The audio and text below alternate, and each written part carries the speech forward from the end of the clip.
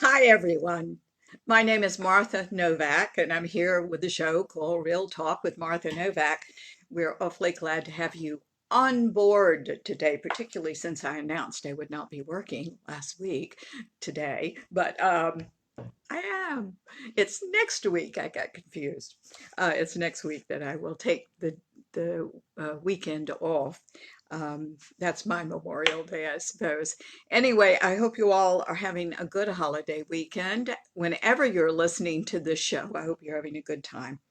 Um, these shows, by the way, are all archived on Blog Talk Radio, Facebook Live, and YouTube. So you can catch them anytime. There are quite a number of shows out there.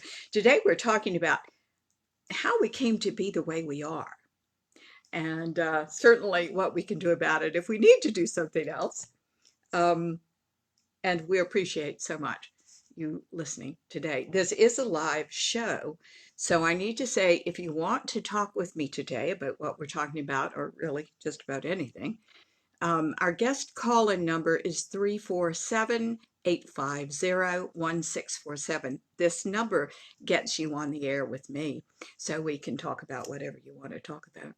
Um, Otherwise, I always have something prepared to talk about, and we'll launch in to this topic in just a minute. I think I've got some information for you you might not have heard before, and certainly some things that you might hear a little differently today. Um, Ladies and gentlemen, thank you so much for listening. Thank you for everything and all the feedback I get during the week. I really appreciate that. I'm thrilled that some study groups are forming to study some of this information. And I'm delighted to talk with you all about that off the air or on the air, as a matter of fact, when you have questions. All right, let's do a prayer, put us all on the same page, and we'll launch into the new material.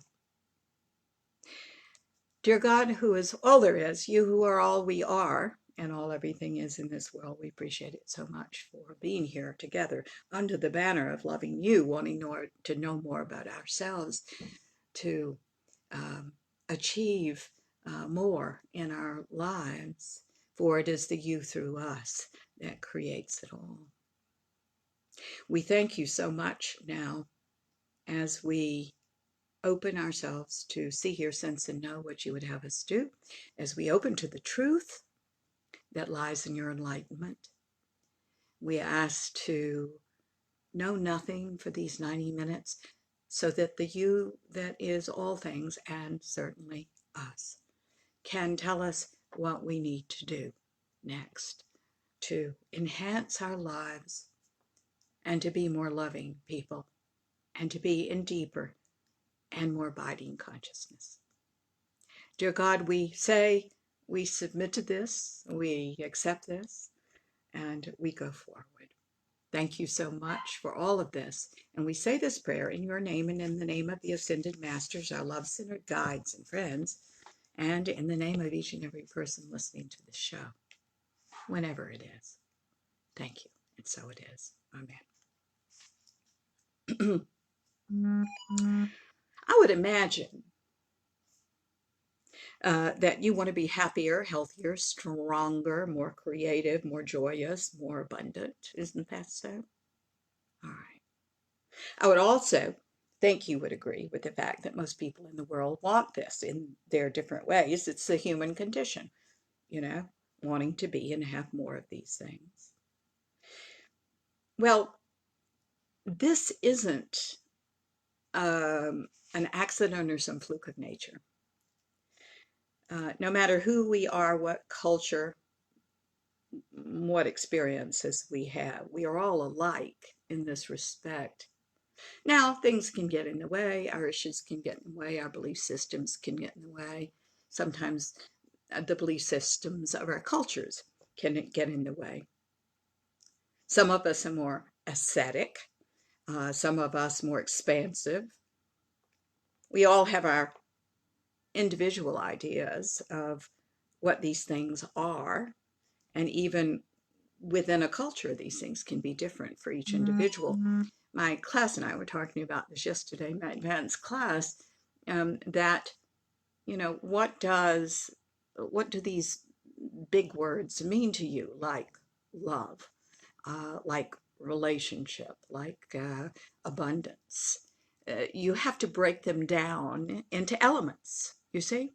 You can't just remove fear. You can remove all the elements that have to do with fear, resolve them, and go on and live a less fearful life. Nevertheless, at our natures, we are in the process, all of us, of becoming something else. I like that idea a lot. And, the reason I do a show like this and the reason I do the work I do, is to ease that along, to make it easier, deeper, better, faster, hopefully. Of course, you have everything to do with that, how fast it goes. But, I certainly am in there. Hi, Hope. I'm so glad that you're tuning in today. Thank you. I certainly always have in my mind to be open to faster, deeper, better for me and for you. All right, that said. Having had some experiences in the field of consciousness, I can tell you unequivocally that the energy of God is love. All the old sayings, God is love, that we have had from any tradition, in my experience, and they are valid experiences, I won't go into them now, but are true. It is such a profound love when I experience this that we can't possibly fathom the magnitude of this in our earthly existence. We're not supposed to, We're supposed to achieve what we can of it as our potential, receiving and giving that as much as we can. When I had this experience of God is love, I've got to tell you that I was young. I was I think I was probably 18 or 19 years old. And I didn't believe in much at that time. I had not started introspecting and analyzing anything. And still, God showed me what I was supposed to know that has had every influence on what I'm doing today, because it changed me. I think we as human beings, whether we have had the experience that I have had or something similar or not, there's something innate in us. We are, if you will, wired to merge with this love again, to be one with it. Those who study consciousness and who are attuned to this certainly do, but some people live consciousness in these deeper levels of love without ever uttering the word consciousness. Some of us actively seek it. Some of us passively seek it. Some of us use our backgrounds for us to seek it or against us. We'll believe we can't have it. We'll work against ourselves depending on what old traditions from our families we embrace and what old beliefs we put together. But this desire for love in all its aspects is there. And we're either working with it or against it. It's called cooperation or the lack of cooperation. And sometimes we're working for it and against it, as they say here in the hills, our whole lives. It is in my belief system that we choose our parents for the life lessons that we're to learn there. My favorite definition of God, and I want to sound like I'm off the subject, but I'm really not. I'll bring it back. I promise. My favorite definition of God is that God is an infinite and ever expanding set of truths, always in motion. This is why we feel so badly when we stop, when we shut down, and don't move mentally, emotionally, physically, and spiritually.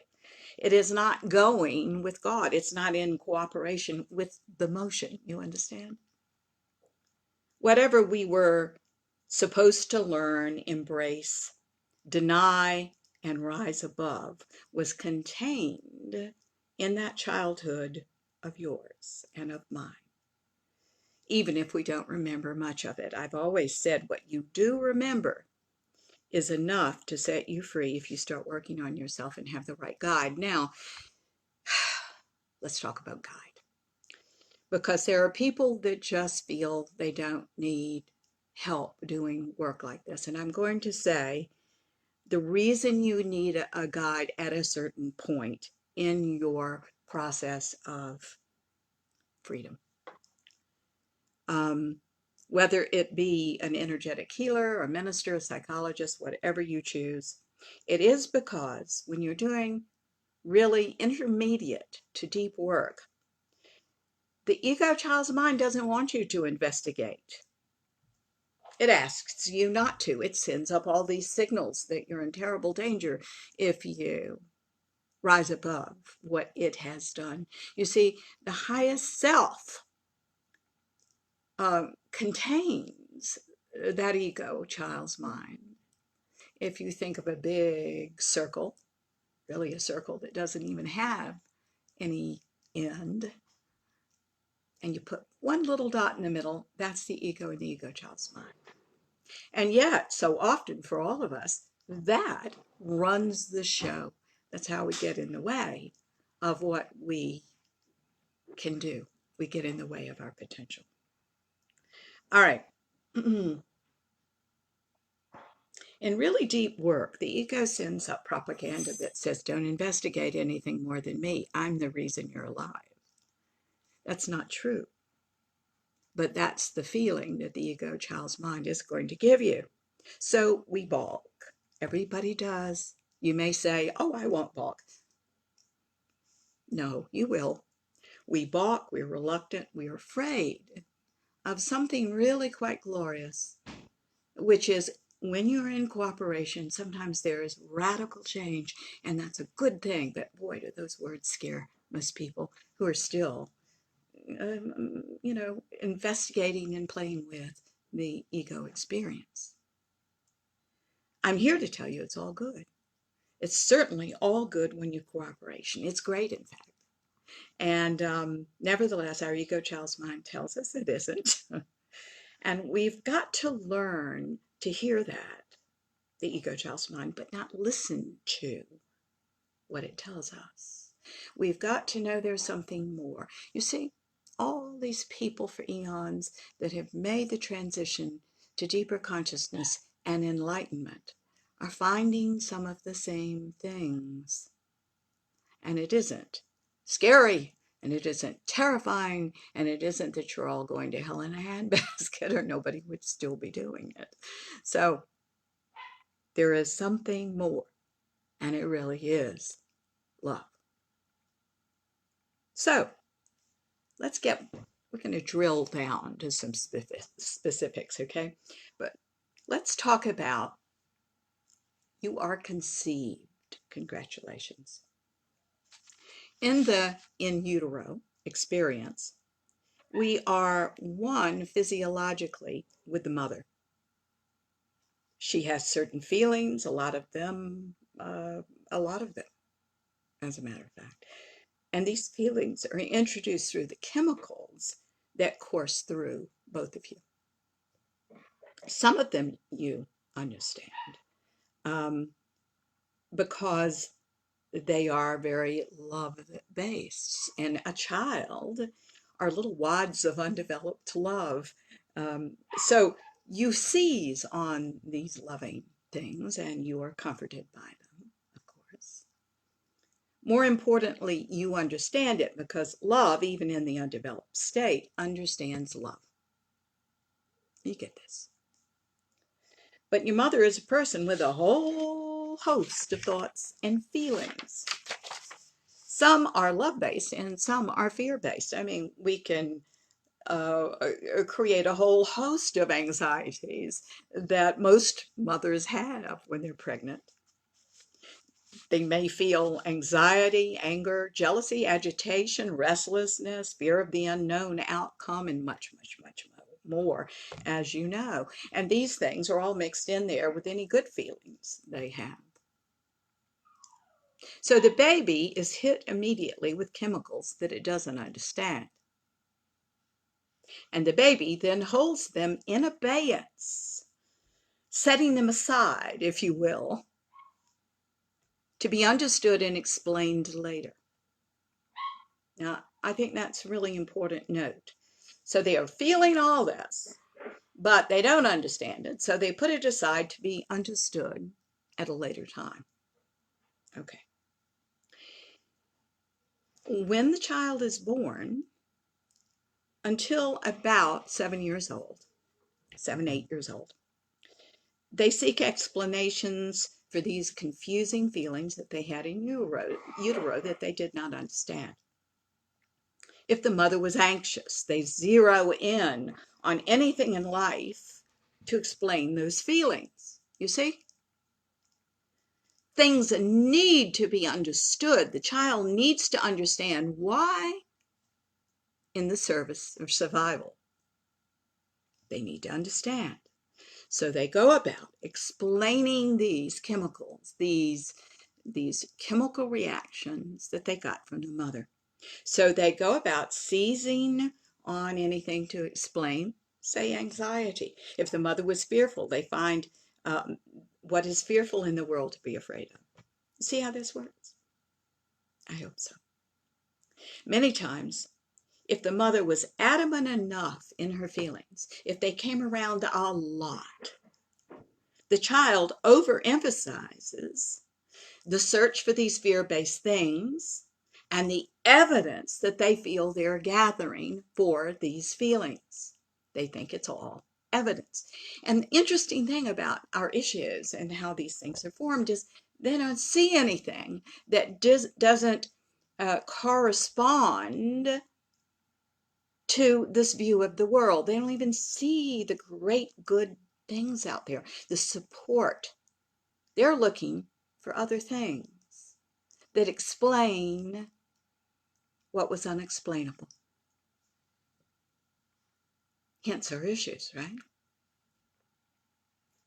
And our issues are formed, by the way, not just from what is being said or what we felt in the womb. They are formed from what we surmise about life. Now, keep in mind, the child's brain is not even fully developed until we're in our 20s, sometime in our 20s. So you've got a kid that's trying to make sense of life without the tools that he needs. In my opinion, I think this is the hardest thing about parenthood, and it is often missed by parents at this crucial time in children's lives, again, before they're 7 or 8 years old. And here's what I mean by that. Parents are not always catching what they need, what the child needs to reframe their thinking. You know, it's up to us as parents to recognize something and to investigate that child's way of thinking. And it's tricky because the child doesn't have the language to express what he's thinking necessarily. And we have to be very sensitive to what's going on so we can help them reframe things in a more conscious way. Otherwise, what does the child feel? Child always feels it's my fault. I'm wrong. Something's wrong with me. And that's going to be what you go to every time. Guilt, self-blame, and recrimination, you see.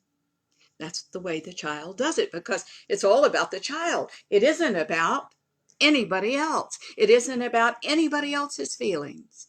It's very self-focused. And by the way, as it should be. The problem comes when they are forming opinions based on appearances. Now, you cannot, the best parent in the world, can't fix all of this. You're not supposed to. But you can fix some of it.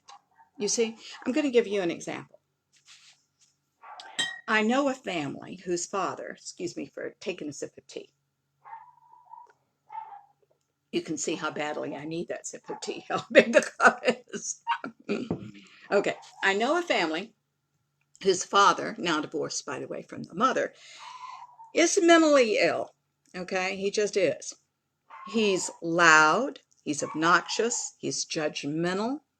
He can't relate to his son emotionally because he can't relate to anybody emotionally. So what he does when they get together is absolutely exhaust this poor child. The father yells a lot, has an explosive temper. He's extremely overweight. His beautiful little son is, we have surmised now, embarrassed by his father.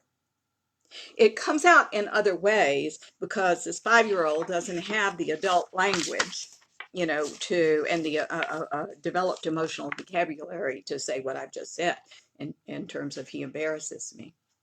So what this mother does here is he doesn't want, he told his mother he didn't want his father picking him up at school or coming to his birthday party. Well, a lot of parents would know how to handle this. I mean, the courts, of course, have dictated that you have to have joint custody of the child. So the child has to be delivered to the father on a regular schedule, right?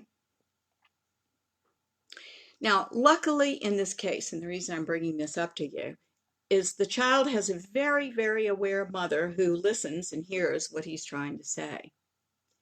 And without ever criticizing the father, really important, she explains to the child that there are all sorts of people in the world and that we must be patient and tolerant with the way people live and think and basically are, and that the really important thing here is the way the child and the mother choose to do it. That in contrast to other people, they get to choose peace and good communication and an exploration of how they feel together and reaffirm the commitment to never be judgmental of anything that is said in that house, but always feel safe with each other to explore and talk about their feelings in the world. Can you see that that's good parenting? You're not going to, I'm going to say again, you're not going to catch all of this. You're not supposed to. But that example helps you see that you're helping your son to think more globally. Even at 5, all of a sudden, he's introduced to ideas beyond him. And that's healthy, you see. Now, come on, most people don't have this kind of sensitive parent. But we do have the opportunity to explain these things on a more global perspective, which is consciousness. We have a chance to explain these things through consciousness exploration to ourselves now. It's never too late to have a happy childhood. Isn't that the way the expression goes? I think so. And it's never too late to resolve all this inside you. Get straight with yourself and learn to be a different way. See, that different way is not something way out there. It's right here inside you. It's this part of you, just like your ego child's mind self is part of you. You have a very energetic spiritual self. It's because you have an energetic spiritual body, guys.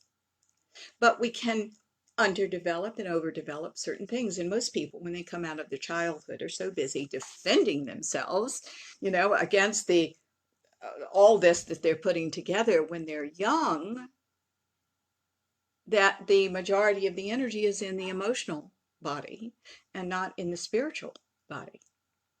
That's the journey to consciousness, that we can release that energy and resolve that energy, and then the energy goes into the spiritual body and we wake up with a deeper level of consciousness. If you go far enough, you'll become enlightened. This is how it works, you see? I use the image here that this is like a garden.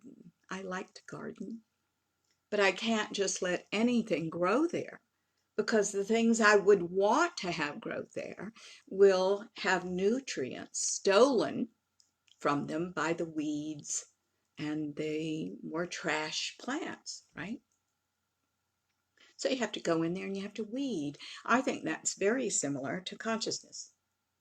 We have to go in there and see the loops and the patterns and the confusions in that egoic child's mind and pull them up so the things that should live there thrive, like, oh, for this marvelous system, forgiveness, mercy, joy, compassion, and unconditional love, all achievable. I cannot abide if I have something that is the burr under my saddle. I cannot abide the way people throw around the phrase unconditional love. Guys, nobody has it. Nobody has that until you are some sort of enlightened being, which is entirely possible. But come on, nobody has that. So let's just call it what it is, all right? Because love has various degrees. Certainly, unconditional love is the love of our potential. Now, we're on the path to achieving it or not. None of us are stuck in our ways, but those of us who are stuck in our ways, right? If we can just move beyond that, wow, that's the beginning of your opening, your potential. But to do that, we've got to be really honest with ourselves. Now, I'd like for you to get pencil and paper. I'm going to have you write something down. You can write it down on the computer or you can write it down on a piece of paper, but you'll understand it more because I'm about to get a little technical. We're drilling down. And these are not words that you're used to hearing. So I think it might be best if you write this down and then you can see what I'm talking about. Will you do that? I'd appreciate it very much. I should have announced that in the beginning of this lecture, but I didn't. Okay, so I'm giving you a few seconds to go do that. Something to write on. Now here's what I want you to write down, and I'll explain it to you after it's written down. So just write it down.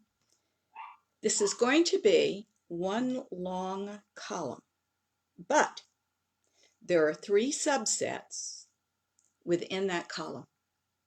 Does everybody understand? One long column, so write it that way, but 3 subsets. So leave a little space between the subsets. Okay? Here's the first subset. Please write ventral, V-E-N-T-R-A-L.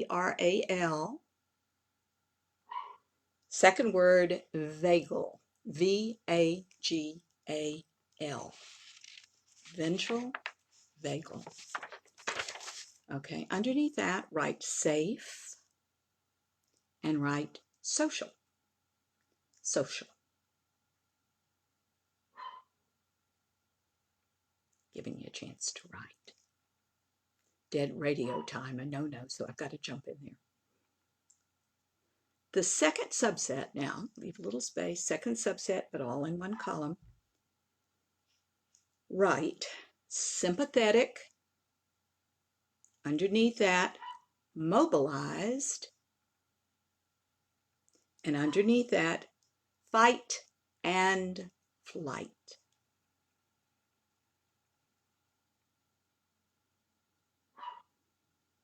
The third subset is, you ready? Dorsal, D-O-R-S-A-L, vagal, second word, V-A-G-A-L. Underneath that, write the words immobilized. And the last word, collapsed. Collapsed. Now,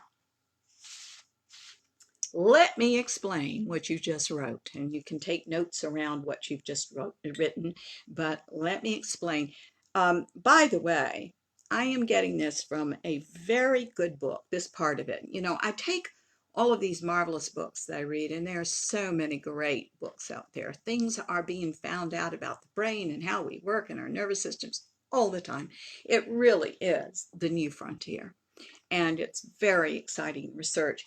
And there's a book that's out right now called The Polyvagal Theory in Therapy. The Polyvagal Theory, all one word, polyvagal.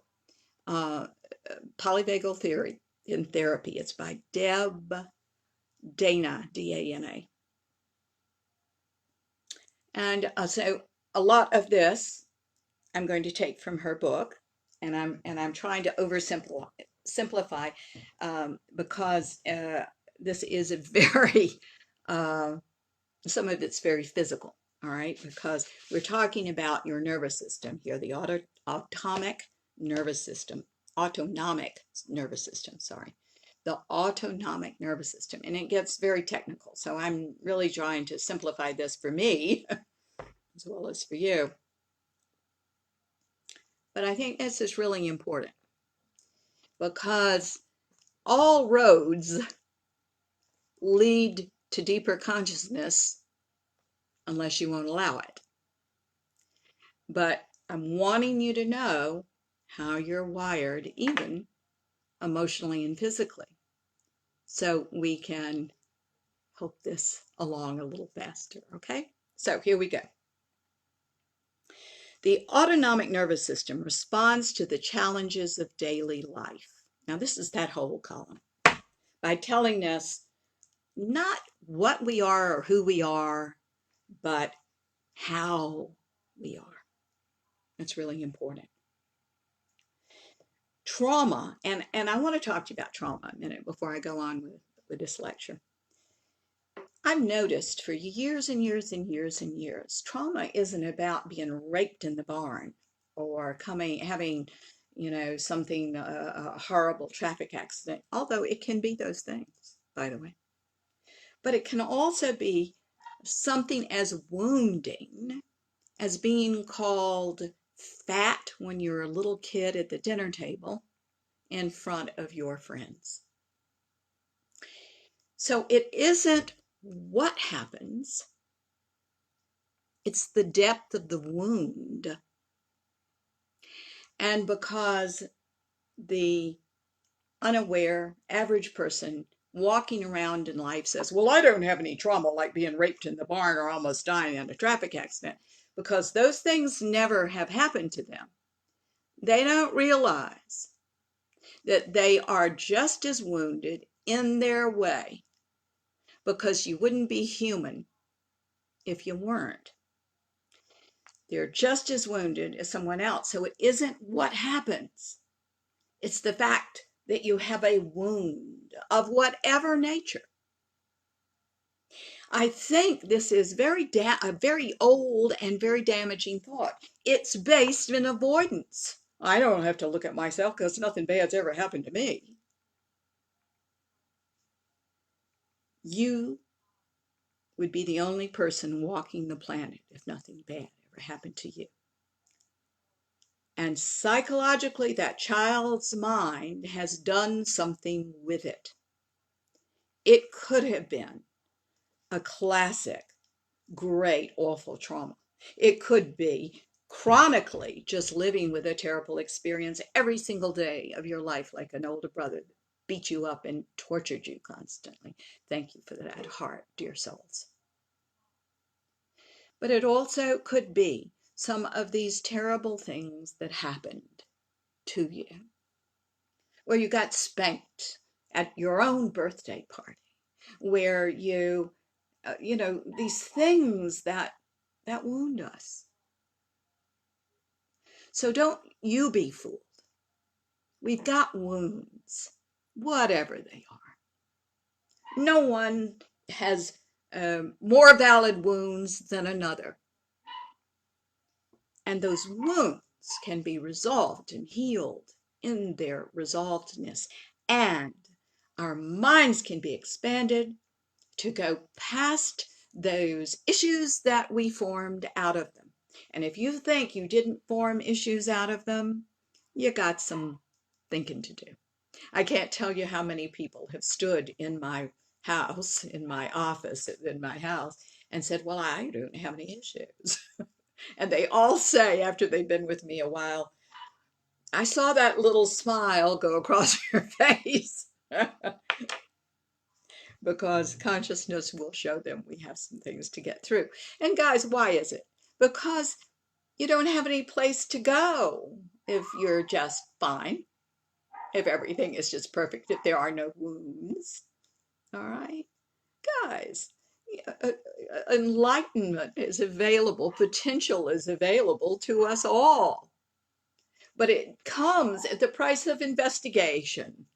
That's it. And most people that do this work find that investigation fascinating. You know, sometimes it makes me sad when people don't find it fascinating, when they run away.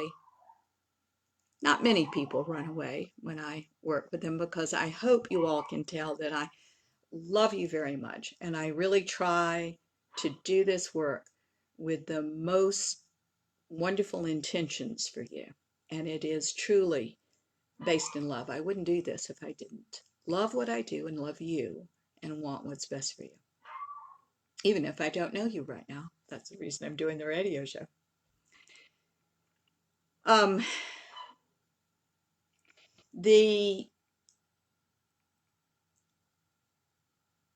Those intentions are mine until they become yours. Because we're all in our dealing with what we call trauma, whatever of whatever nature that was. We have formed our ideas of ourselves, our world, our God, who other people are, whether they're trustworthy or not, what relationships are all about. Look at your parents, kids. Um, and we've got to unlearn some that needs to be unlearned. And we've got to find out there is indeed a God who is all we are, that is authentic and real and loving. And we've got to resolve the past and step into those arenas of deeper consciousness. That's what we're here to do as we are talking now. Okay, so when I talk about trauma here, I'm talking about that expanded version of trauma, the fact that you were wounded at all. Okay, and it interrupts this trauma.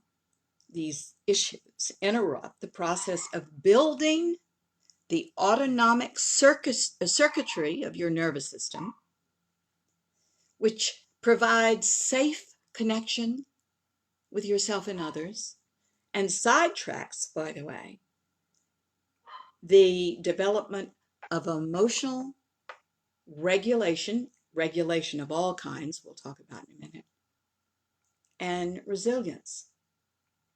So, trauma, woundedness, however it has happened to you, interrupts the development, the process of building the autonomic nervous system and the safe connection and resilience and emotional regulation, other kinds of regulation in it.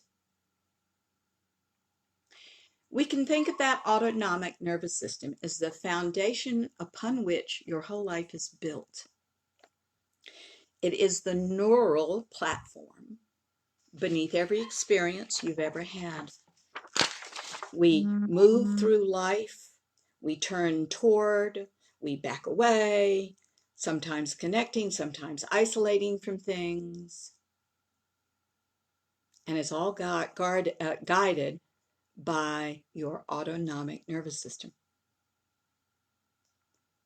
That's the column that I had you write down.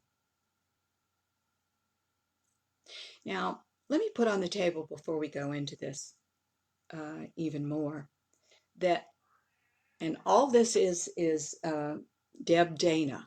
Okay, this is not me talking here. What my job is to take what you've said and put it in the consciousness category so that you understand these two things in relationship to yourself and the movement to consciousness.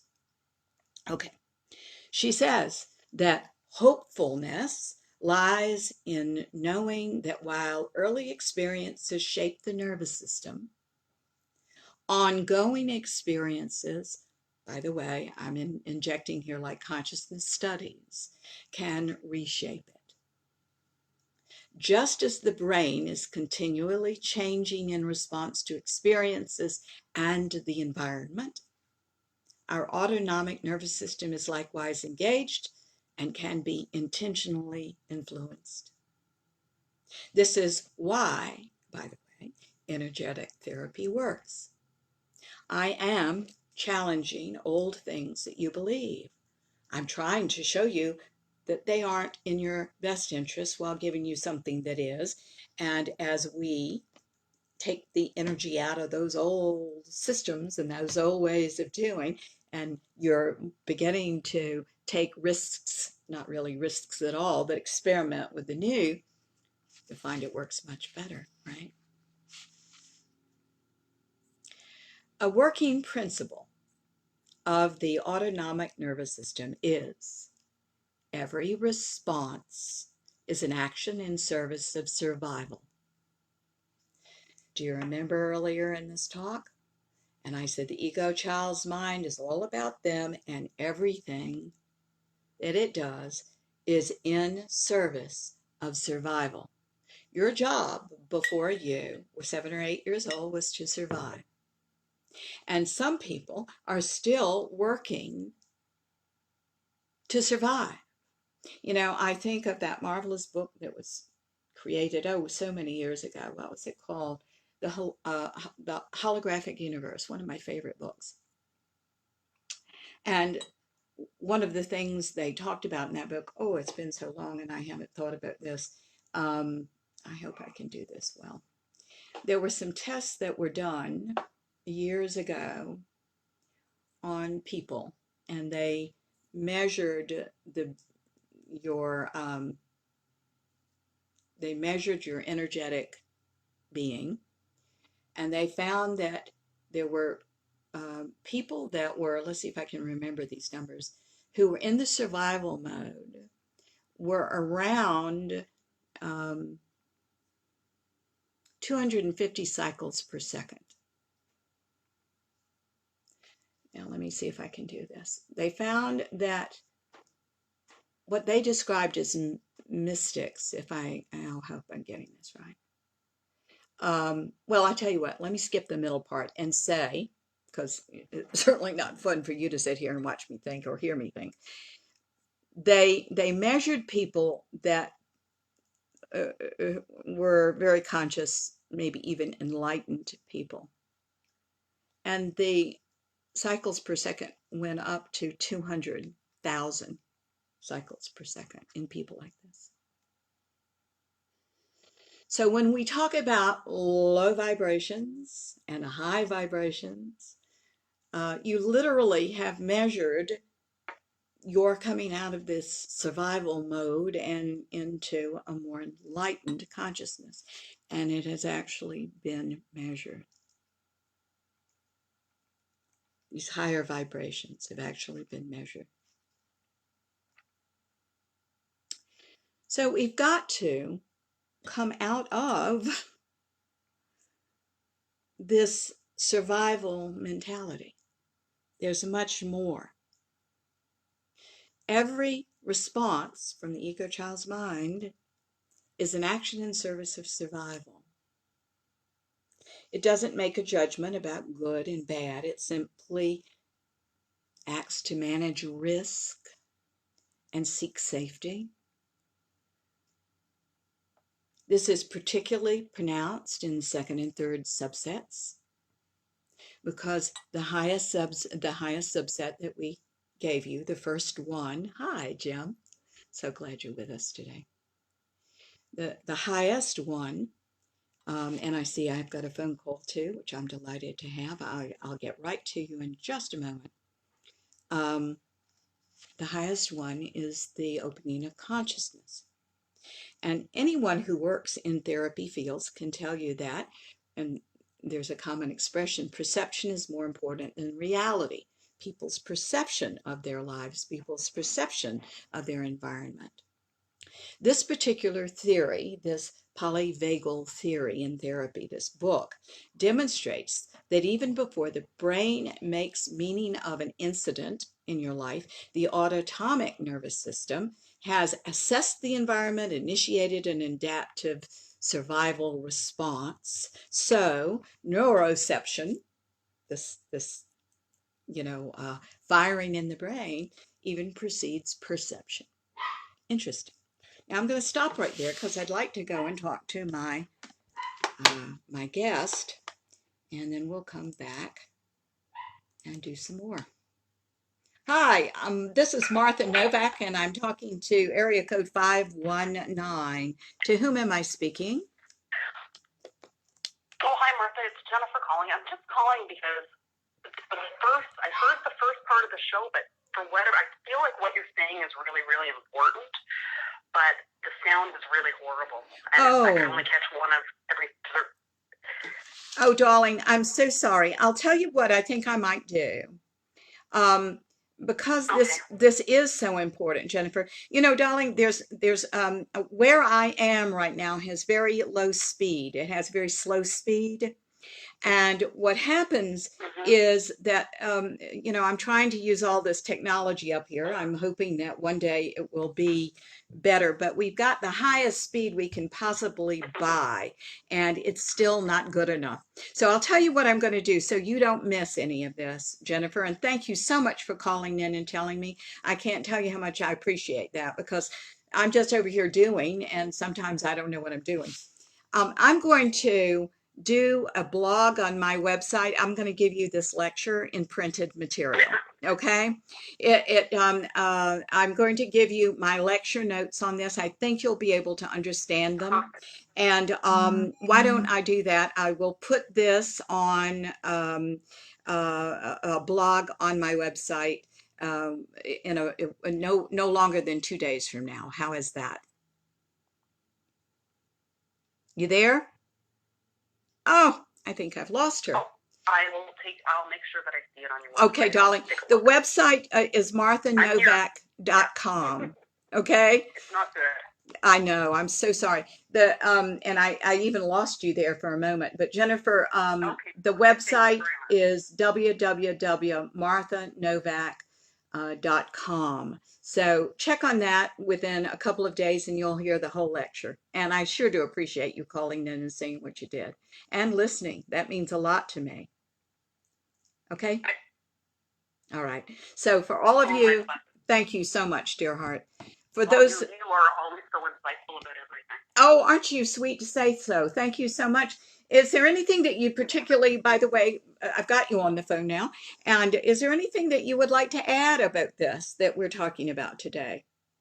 I have you heard enough to know what we're talking about. Maybe not. I don't know. Would you like to give your insights, Jennifer? God bless you. I think I've lost you again. All right. I'm seeing more than ever. We're going to have to blog about this lecture, but I will do it. Thank you so much, guys, for tuning in. It means the world to me, even if you're having a hard time hearing. So I'm going to have this lecture on blog. Okay. So I've got to keep going with this lecture, whether you can hear me or not, because I don't know who's hearing me. All right. And by the way, I forgot to ask her whether she was just listening on Blog Talk Radio. She is calling in on that. So maybe we're getting better sound with Facebook Live. So try that too. Okay. So what I want you to know, and this is what I've been saying in a different way, the clues to a person's present suffering can be found in their autonomic response history. In other words, the ego child's mind responses based on trying to survive. We're doing the same things that we did when we were kids. Those are our issues. Those are what even is beyond our issues, which is a very sophisticated system of using our issues. Okay? So, if we do not feel safe, we are chronically in a state of evaluation and defensiveness. And by the way, this is where we become very self absorbed. It's all about us, right? Not about the global perspective of where we fit into the world, how we can contribute out of our potential. But here's the good news. It is the ventral vagal state and a neuroperception of safety that brings the possibility for connection, curiosity, and change. So says Dana. And I'm going to say to you that I believe that is true because it is in that state that consciousness opens. And consciousness always brings about connection, curiosity, and change. It is movement. It is cooperation with your highest self. I think I've just lost Blog Talk completely. Yes. So please, guys, switch over to Facebook Live. Of course, I'm saying that, and everybody is not being able to hear that because, all right, let's see if I can get this to continue. Perhaps it'll come back.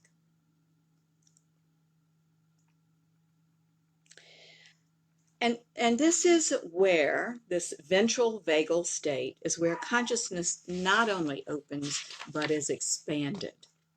So let's talk about the column you wrote down on a piece of paper relative to what I'm saying right now, shall we?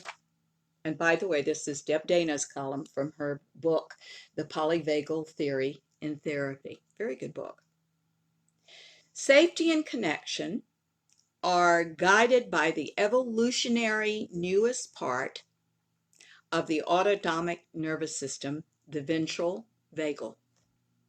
Some of the daily living experiences in this state include being organized, following through with plans, being deliberate, taking care of yourself, taking time to play, doing things with others, feeling productive at work, having a general feeling of emotional well-being, and a sense of self-management. It is a very creative state. It is the beginning of consciousness. It is your highest self. Health benefits include a healthy heart, regulated blood pressure, a healthy immune system, decreasing vulnerability to illness, a good digestion, quality sleep, and an overall sense of well-being. Now, let's move down the column.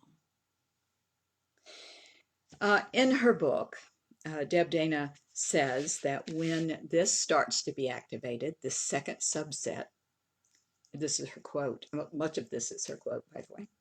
Fear is whispering to me, and I feel the power of its message. Move, take action, escape, run. That was my addition. No one can be trusted, the quote continues. No place is safe, end quote. The sympathetic branch of the autonomic nervous system activates when you begin to feel unease. When something triggers a neuroception of danger, we go into action. Fight and flight. Notice that in consciousness work, I don't say flight or fight, which is the common expression in psychology, because I'll tell you, energetically, you're doing both. You know, fight is flight and flight is fight. So it's all resistance. So that's why I always use and. It's very important for the energetic work I do that we acknowledge it all. Our heart rate speeds up. Our breath it becomes short and shallow. We scan our environment looking for danger. We are on the move.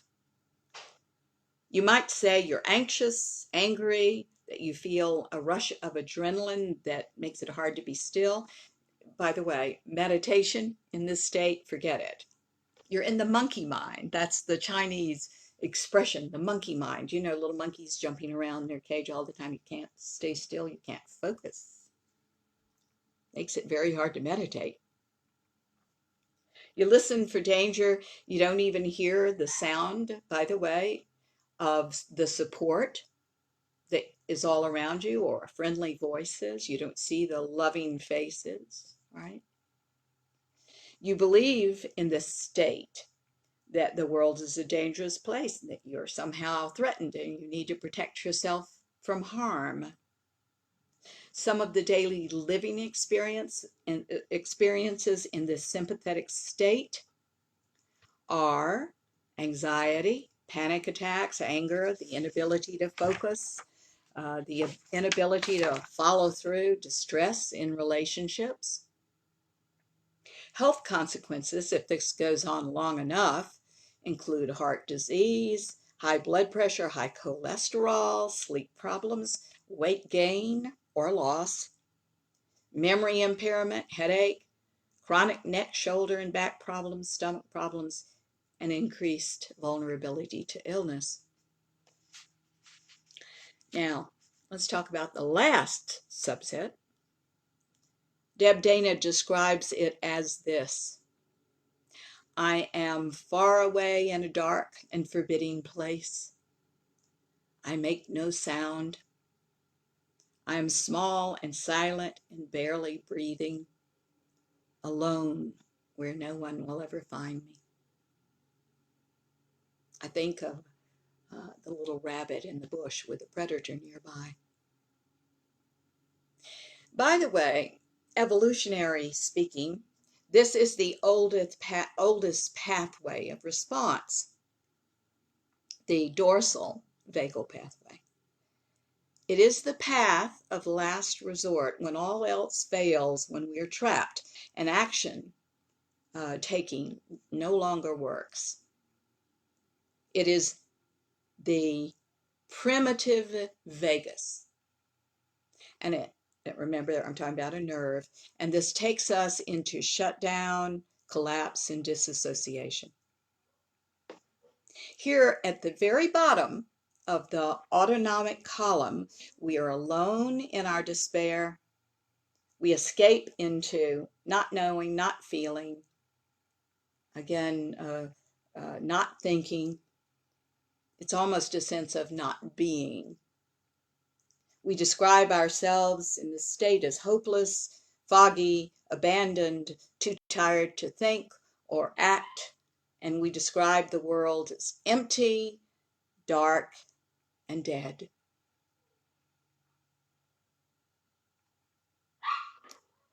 Some of the daily living problems can be a disassociation, problems with memory, depression, isolation, and no energy from the tasks of living. Health consequences can include chronic fatigue, fibromyalgia, stomach problems, low blood pressure, and type 2 diabetes, weight gain or loss. One of the things I want you to know is everything has its purpose in our system. I'm stepping out of Deb Dana for a minute in this book to say this. If someone is dying, say in a plane crash, and they know they're about to die, I think this is a wonderful thing. This is where this comes across. You know, I think I've told you in a lecture on death and on dying that Spirit has told me over and over and over again that we fantasize and romanticize death of those that are left. But to the person who's dying, let's say in a situation like that, there is our own terror takes us to a state where we don't feel what we're about to go through. It is a very loving process. Now, that's the best use of this, you see? But to live in it all the time, to never get on with your life and enjoy things, well, we can do something about it. And that's why we're talking about this. Okay. Now, one of the things I want you to know about this column is it is life that we move up and down this column. Far too much energy is being given, in my opinion, to the second and third subsets. But our preferred place, this is how the lecture started, is at the top, right? In the highest self. This is where consciousness is. This is where the open mind is. And this is where your opportunities are, because this is where you create the life you want in a conscious and deliberate manner. At the top of the column. This is the highest self. This is the opening of consciousness, the opening of all those marvelous advanced states that become enlightenment. Through consciousness work, you learn to live there more and more and more. Your health, well-being, relationships, and all of life improves here. This is all achievable and doable, and you can't fool yourself here, because your life is going to mirror back how well you're doing and whether you're staying there or not. I want to say great emotional honesty is required, and then you can go directly to your healing. If you lie to yourself, try to cover up your insecurities with narcissism, arrogance, fantasy, well, then we're going to have to address that first. It slows down the process, but it's still doable. It's just first things first, and we're going to have to get through all your defenses. I am certainly describing myself, ladies and gentlemen, when I was doing so much of this and struggling. I had a lot of cover-ups, but they eventually have to go. They just have to. The ventral vagal state, or higher consciousness, is hopeful and resourceful. We can live, love, and laugh by ourselves and with others. This is all Deb Dana. This is not a place where everything is wonderful all the time, by the way. You've heard me say this. Nor is it a place without problems. It is a place where we have the ability to acknowledge distress without judgment of self. I'm going to put that in. And therefore explore our options to reach out for support, to develop organized, life-enhancing responses. It's a place of responses, not reactivity. Reactivity in the ego child's mind, deliberate and conscious responses in the higher self. So even the way our nervous systems are wired lead us to higher consciousness, the highest self. And if we go far enough, of course, into enlightenment. Everything is working for us, ladies and gentlemen. That's what I want you to know. Sorry. That was odd. Anyway, we're back with Facebook Live. Please don't let that go down.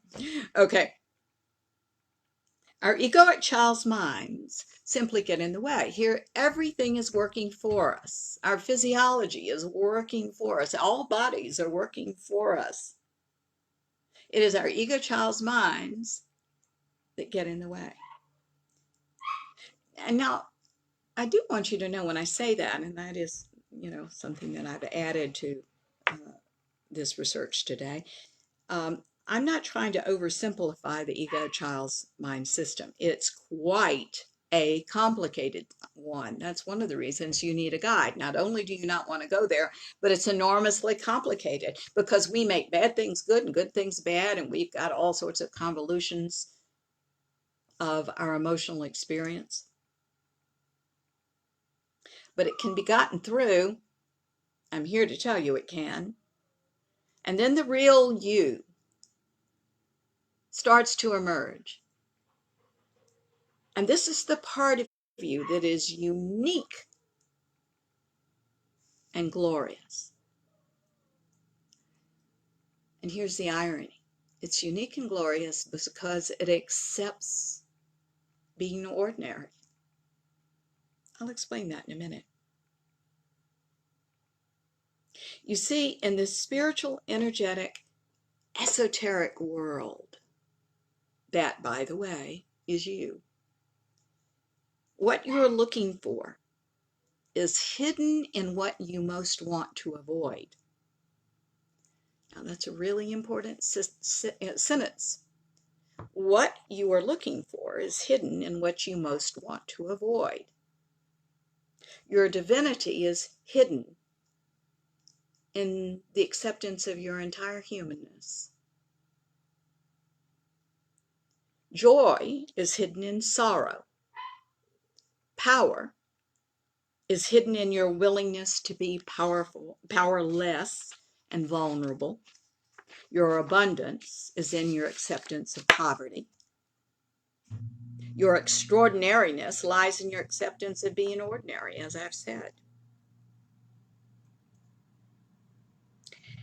It's just simply a fact of life that it takes work to strip away our misperceptions, our neuroceptions, those things that create our pretenses. And in this process, this work, we emerge as who we really are. Authentic at last, because then we fully accept our lives as spiritual beings in physical form. It's not the other way around anymore. There's going to be more energy in the spiritual energetic body than there is in the emotional body. You have pulled up most of the weeds. So the things that have their natural home there, awe, forgiveness, compassion, all those things flourish, you see.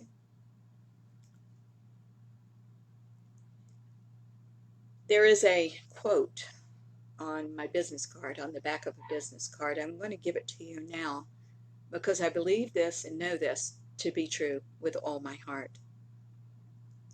We are conscious beings charged to know more and to know that there is more and that it's all achievable, doable, and bigger, better, deeper, and finer than before.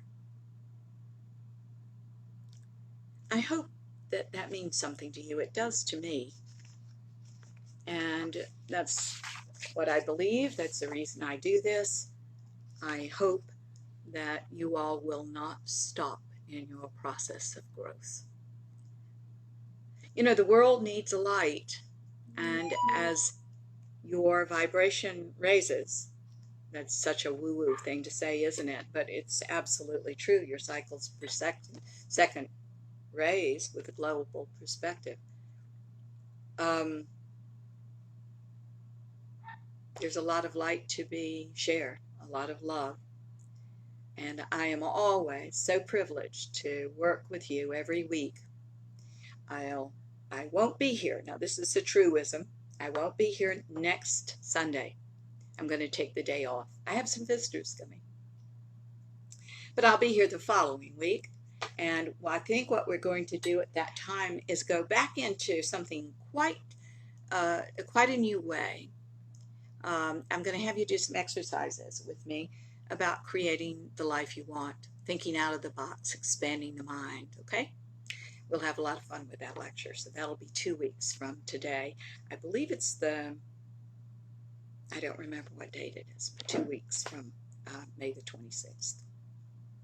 Okay, guys, thank you so much for listening. I'm going to ask you, please, to uh, certainly get the word around about us. If the show at all has stayed on the air, do please send it to your friends if you thought it was valuable. Um, and certainly tune in a couple of days. You can get more of a transcript about um, this lecture and read it through for yourself. Thank you so much for calling in, Jennifer. You know, if you all don't call me and tell me things, I don't know what you're getting and what you're not getting. So that means a lot to me, and it helps very much me improving the quality of the show. We're hoping someday that we will have better quality and that we won't lose connections. But right now, it is a bit out of my hands until the technology improves where we are. And we're always talking to people about this. It's the topic of conversation here. Let's do a prayer. Dear God, who is all there is, thank you so much for everything. We open ourselves now to what you would have us do, where you would have us move mentally, emotionally, physically, and spiritually. We ask that we become more aware of going up and down that column, and that we have a great choice, a choice here to deliberately make loving and emotionally honest decisions in that highest self. And that we see so clearly when we dip down into the sympathetic system and into the dorsal vagal system. We ask now that without judgment, we see what we're doing, and that we pray for the energy to support and sustain us in our highest selves. We now open ourselves to change, to growth, and to all the opportunities inherent in that.